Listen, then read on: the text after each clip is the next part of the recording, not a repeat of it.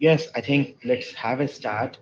Just this webinar is very interesting because Apache Arrow has just crossed 10 plus years. It has been kind of a very interesting journey for the way it is being utilized, the way people are trying to kind of adopt it in the software stacks they are building. So I'm sure Badal will talk a lot about that. And so OLake thought, why not? We found it, we used it, and we found it very interesting and also very helpful. It gave us a huge bump in the speed of ingestion, and then we felt, why not kind of share that learning experience?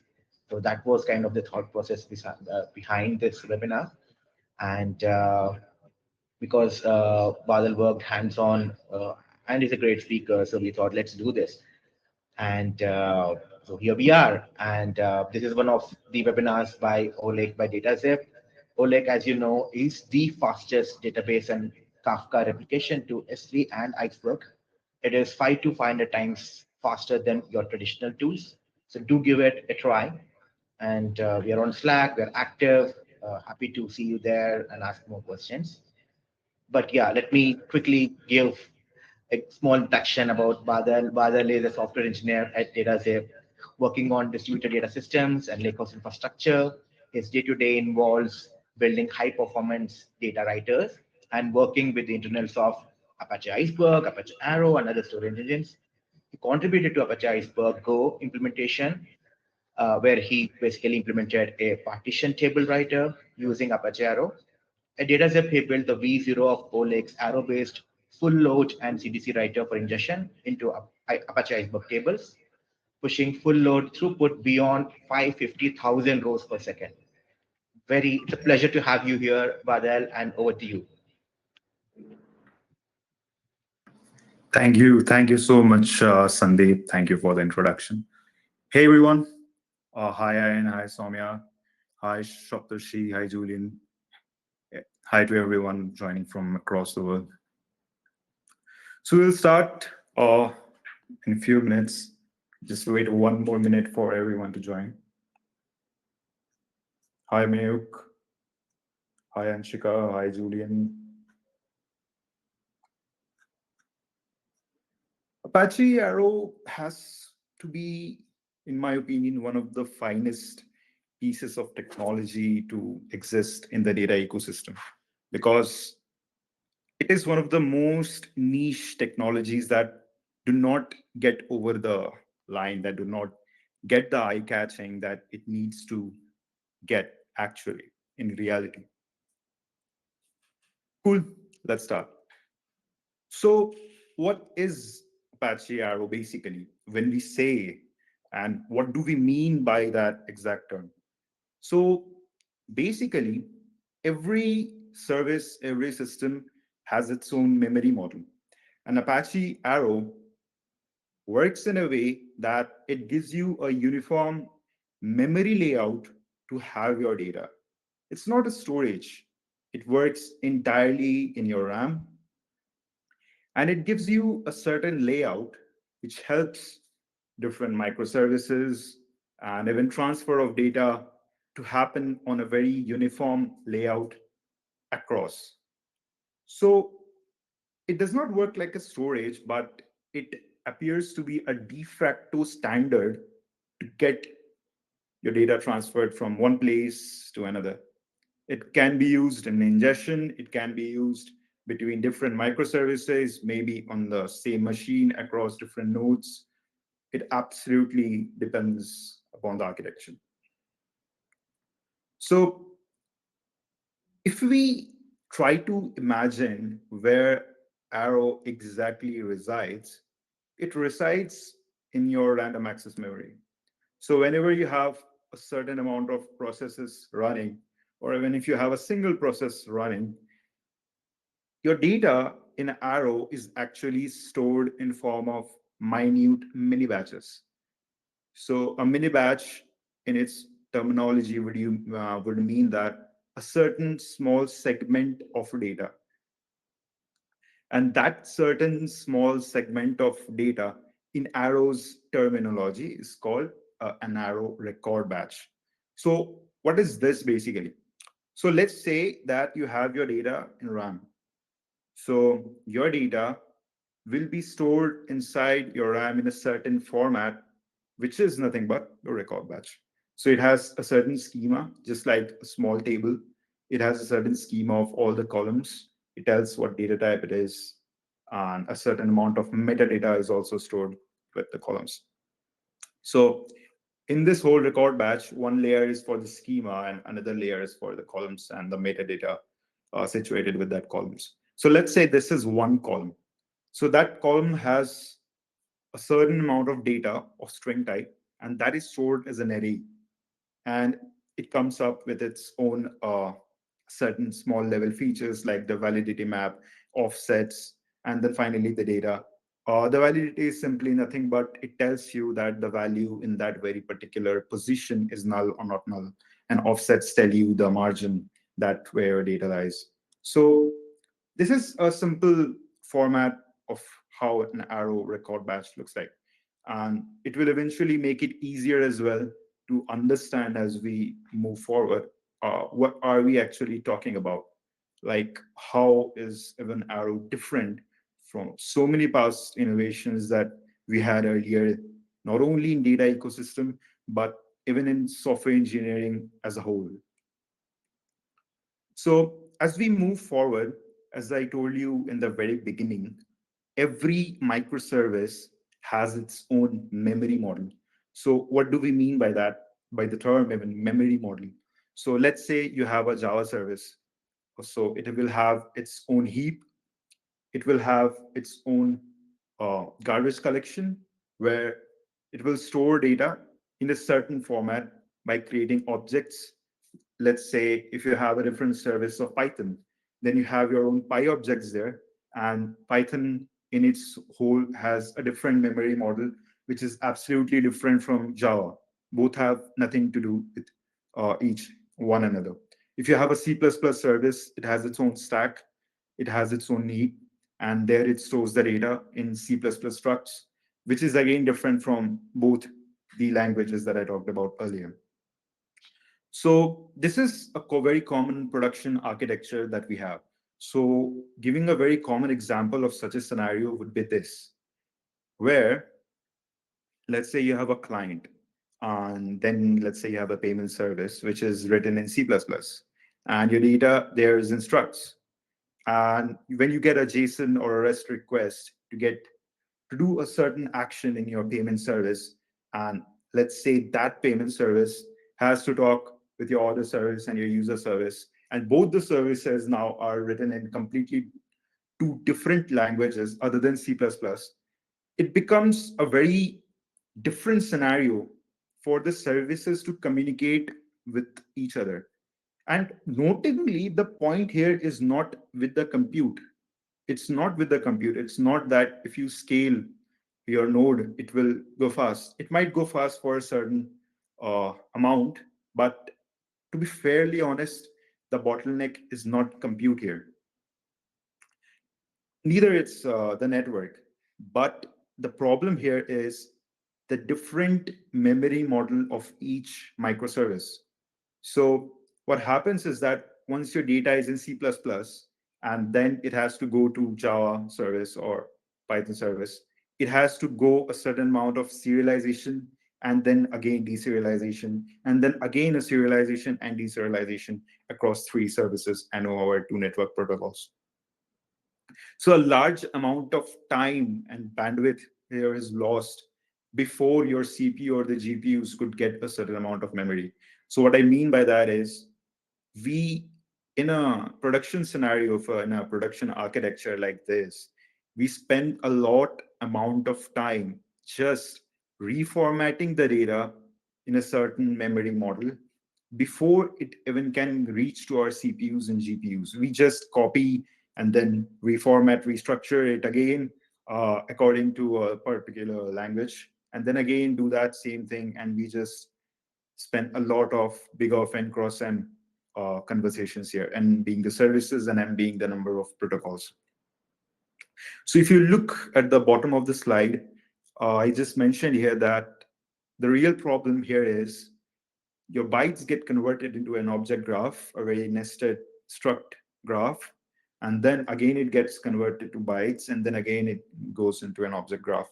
And the cycle keeps on repeating, and that is something which ends up to be very, very, very time expensive and also memory expensive.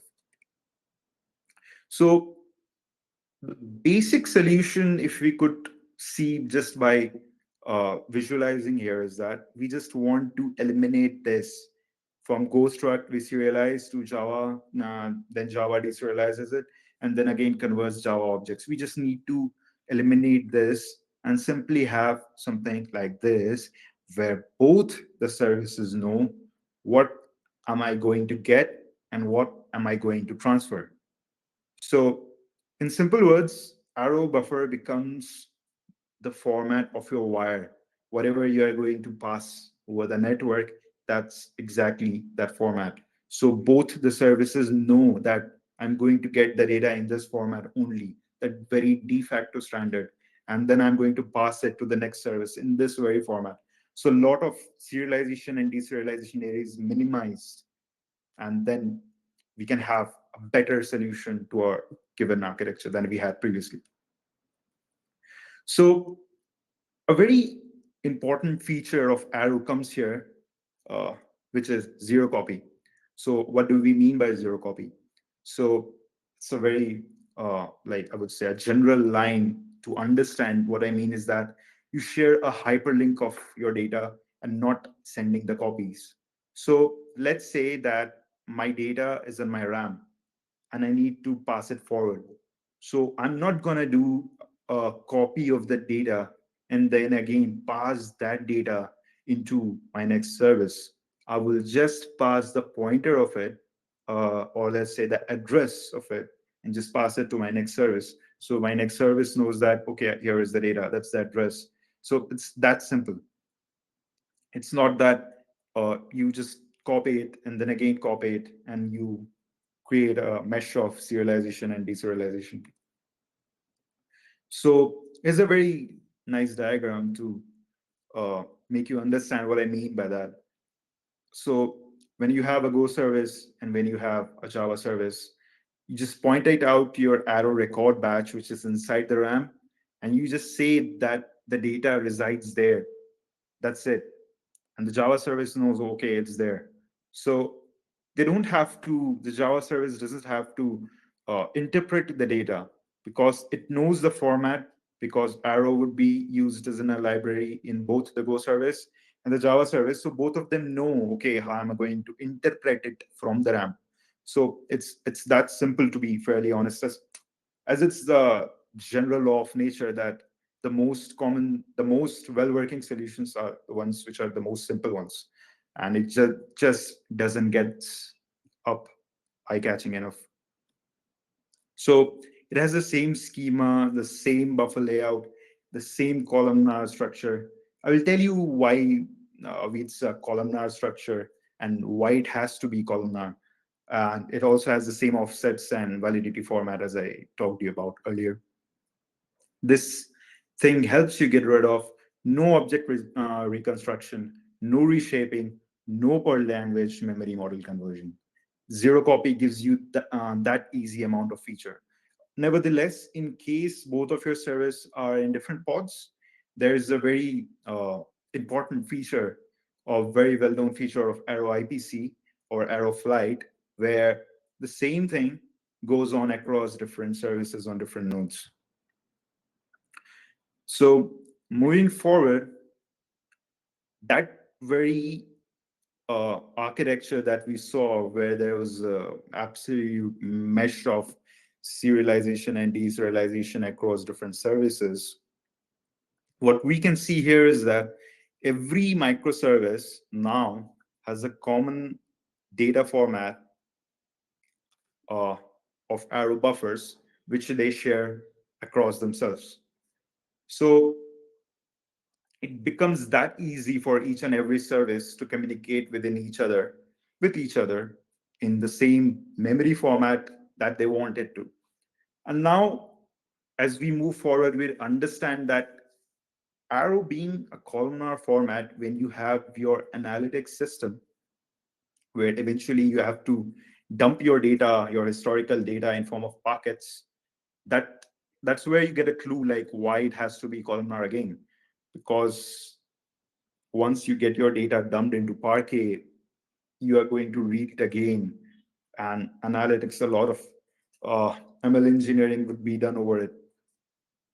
So it becomes pretty easy to read back again in column format than to do a row to column and row to column reshaping every each and time, while once while ingesting and again while reading.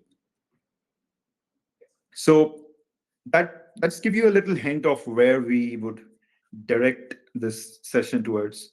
We will direct this session towards where we say that analytics is very different from OLTP. So in OLTP, we have row by row operations, but in analytics, it's not. Most of the SQL queries, most of the data analytics team work where they have certain amount of aggregation in SQL queries where they use a particular column completely, and the whole aggregation is based on that. So if we talk about a certain columnar format of data, and if I just want to read particular column, I can just pick it up from the arrow record batch and do my aggregation on the top of it. But in case it was not a columnar format and I had to just read the data which is inside my column B, I have to take data from both column A and both column C. That would cost me a lot of IO, absolutely unnecessary IO that is not required, absolutely not required for any SQL query. That would cost you a lot of compute, that will cost you a lot of cost, and that is a nightmare to most of the data engineers. As you go deep into arrow record batches, you will know that arrow record batch itself comes up with a certain schema of its own.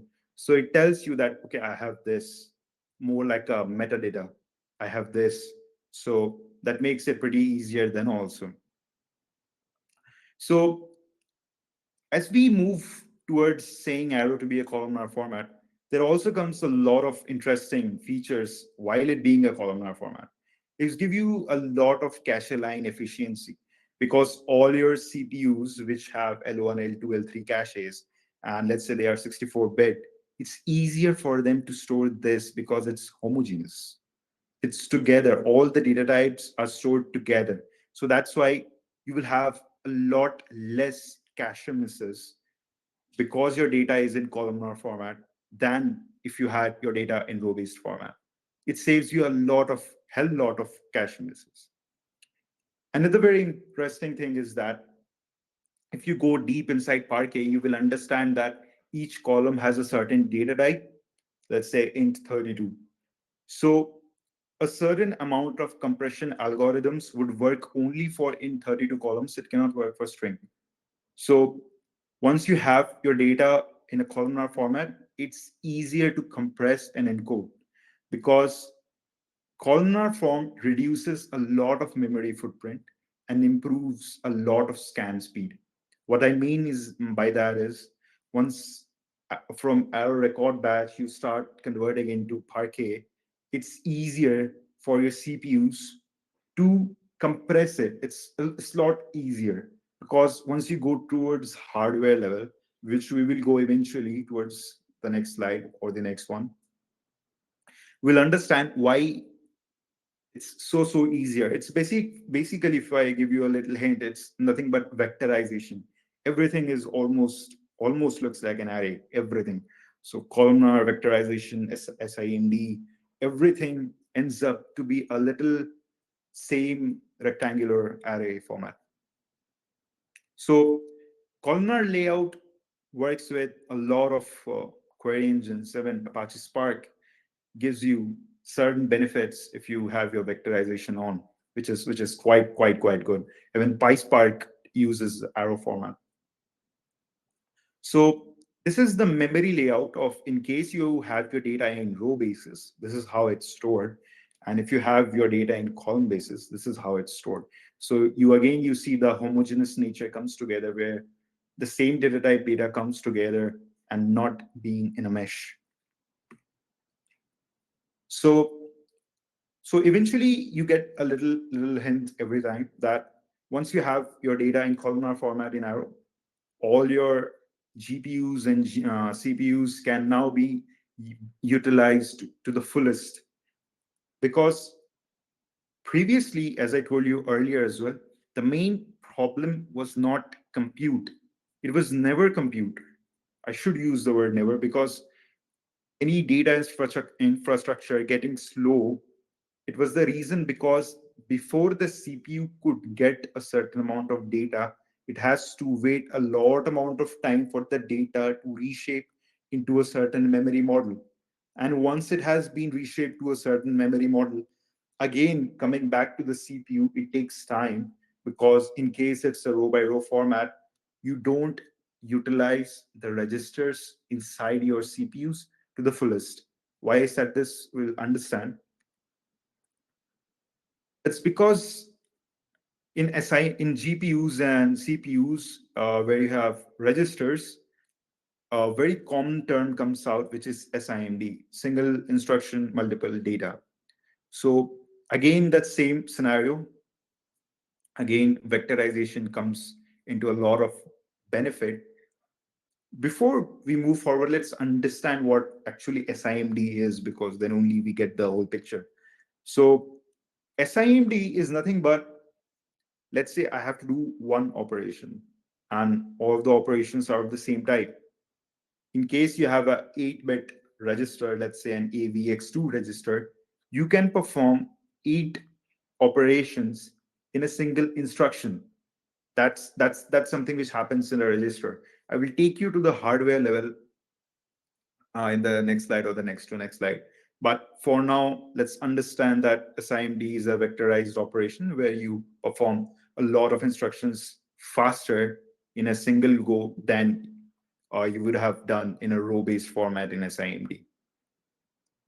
So SIMD needs data to be in columnar format because again, that same feature of contiguous homogeneous data comes across, because once SIMD works along vectorization, as I told you, you get the whole array in a single time. That makes it simple and easy to go move forward. So that's also gives us another very important thing to know, that CPU arithmetic is very cheap because you already have the compute, but the memory movement is very expensive because there has to be a lot of network bandwidth where the memory goes from one microservice to another, but your CPU and your registers are always there. The potential of your compute is always there, but it's never fully utilized. So that's an example of row buffer where you have data of a row. And this is the example of a column buffer where you have the data in a contiguous homogeneous format. So now let's say that this is residing somewhere in your RAM, and let's say an SQL query comes. It's a lot easier for the SQL query to know that if my column is ID, I know where my data would be. This is something very OS level stuff where page size and CPU misses, cache misses, sorry, comes together. And you would understand that why it's so important. Because in this little diagram, it's a little bit difficult to understand. But if you focus on this line where columnar layout enables uh, tells you that it enables GPU memory coalescing. What I mean by coalescing is by sticking together, because it's always analytics, as I told you, it is OLAP, so it's going to be based on columns. So if you go to the very core engineering, any query or anything before it reaches the very lower level, it has to go from the RAM. DRAM is basically situated inside RAM. So in your RAM, you have all the data in arrow formats. You have your arrow record batches here. So it's an OS level thing, hardware prefetcher. It sequentially passes your record batches towards the CPUs. And this is the whole uh, flow. from the DRAM to L3, L2, L1, and then to the registers. So here is something which I told you, SIMD. Since it's a 30 minutes the session, we won't be able to cover exactly fully like what SIMD is. But again, in a very simple terms, if you have similar instructions, instead of having one by one operation at a single time, if you have 8-bit instruction, you can have all the 8 instructions in a one go because the data is in columnar format. That is something which is very important in Arrow terminology. This is one of the most important things because of why Arrow got so fast. So your SMD, SIMD operations start working towards your registers, where we have taken the example of an AVX2 register. And each of your parallel ALUs talks to your vector registers, and in case of a cache miss, talks to your L3 cache or L1, L2 cache or L1 cache, respectively. It does not get from there, it talks to the DRAM, gets the data from there, and performs all the SQL aggregations that it has been asked to do so absolutely parallelly. So this is the whole core engineering area where your queries go so fast, or your any ingestion operation or any operation where Arrow is involved gets so fast. Even if we talk about simple data to Parquet conversions, this is the whole key concept. So the very fine line, if we say on a very high level, that SQL runs at the top, but performance is decided on the register file. This is something very, very important. So again, if you get the full picture, you should understand that Arrow is not fast because it's binary. It is fast because the data layout, it's columnar, absolutely aligns with your CPU microarchitecture. Whatever the data you store in your RAM, that absolutely aligns with your registers. That's why the SIMD operations are so fast. And that's why your CPU caches also has so much of less misses. That's why eventually it operates so fast. So how do we eventually use Arrow in OLake? Like, I've been working OLake for quite some time now. So in OLake, we created our Iceberg writer in a way that once we get data from our sources, I'm so sorry, once we get data from our sources, we distribute the data, or we say we break it down to small chunks. We process those chunks parallelly in OLake, and we start writing it to Parquets using Arrow. So once we have our data in Arrow record batches, and let's say your Iceberg table is partitioned, we use a fan-out architecture where your data is distributed across multiple partitions. And there comes the concept of rolling data writer as well, where each of your data comes in and gets flushed into Parquet files as they reach the target file size. And since we are a CDC tool, we also write delete files. And right now during ingesting, we write quality delete files right into your Iceberg. So the very common theme here was that once we get the data, we just dump the data straight away into Parquets, just straight away. And if you are familiar with Iceberg, you should know that Iceberg is a table format over your physical files, your Parquet files. So that's one of the core features of Iceberg, which makes it so different from the other formats. Because Iceberg as a table format tells your query engines that which of the Parquet files I'm going to choose to execute a particular query. So it knows that it has a certain amount of Parquet files, and then it builds up a metadata layer on the top of it. And any SQL query, when it hits Iceberg, Iceberg knows exactly which 2 out of the 1,000 files I need to pick to run that query. That is the core concept of Iceberg. That makes it so fast, at the same time saves a lot of IO and compute, which saves you a lot of money as well in case your data, Iceberg data, is in cloud. So Here also, we simply dump our data in form of Parquets and let Iceberg build the metadata layer on the top of it by doing a simple Iceberg Java API. So these are our benchmarks. Once we had Arrow Rider in OLake, we reached to a speed of 1.8 times faster than what we were previously. So we previously in October 2025 we had a margin of 3,19,562. And then in December, once we had Arrow Rider, we boosted to a large speed than we had previously. So this is something, so all we got to know earlier in the previous slides, that was something very theoretical, but it's not a good practice to just not get your practical experiments done before you can simply believe a certain theory. So here we have our benchmarks as well, which proves our theoretical concepts as well. So if you know about, when you get to know about Arrow, you should understand that Arrow is almost everywhere.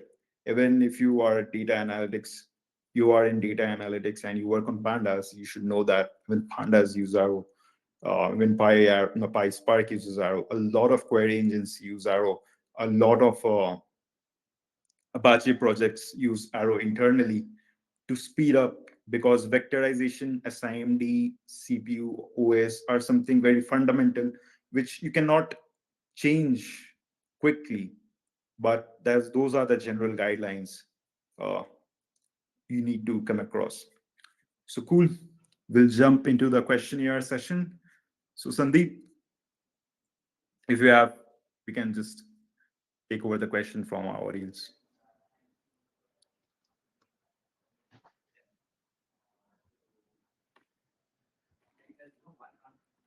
Hello, Sandeep.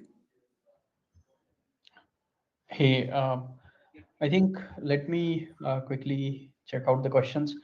I have tried to answer most of them. Hey, hi everybody. I'm Shubham. I'm one of the maintainers of OLake as a project. Um, I think there is some background noise from your side, Madhav. Hello. Again, from my background. Yeah. So yeah, I think the first question was like, does the serialization deserialization takes place if both the services are written in the same language? So do you want to answer that? Oh, yeah. So, in case if you have the same language, a lot of serialization and deserialization would be minimized, but you can never guarantee that it won't be there. It would be minimized, but you can never surely say that it won't be there. Because eventually, if you even come out of serialization and deserialization, if you don't have your data in columnar format, it still would end up getting a little slower if you have an arrow format.